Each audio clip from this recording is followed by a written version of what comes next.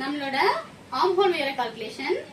Arm ஹோலோட full சுற்றளவு எடுத்துட்டு அதை ரெண்டா பிரிச்சுட்டு அதுல இருந்து வர ஆன்சர்ல இருந்து நம்ம 2.5 மைனஸ் பண்ணிக்கணும்னு அது ஒரு கால்குலேஷன். இப்ப இவங்களுக்கு ஆர்ம் ஹோல் 19 வருதா சுற்றளவு. இந்த 19 நான் ரெண்டா பிரிச்சேன்னா எனக்கு 9.25 வருது. 9.25 இருந்து 2.5 நான் மைனஸ் பண்ணேன்னா எனக்கு கிடைக்கிற ஆன்சர் 7.25 கிடைக்குது. சாரி 7.5 கிடைக்குது. அதாவது 7.2 கிடைக்குது. அந்த 7.2வையும் நான் இங்க மார்க் பண்ணிக்கலாம்.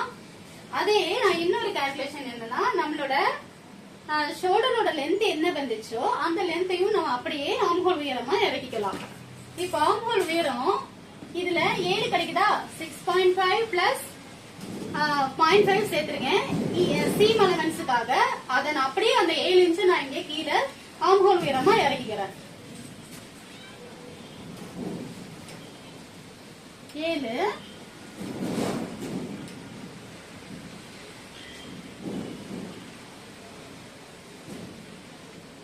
இதுவே நம்ம அப்பர் செஸ்ட் லைனா அப்படியே வரைஞ்சுக்கலாம்.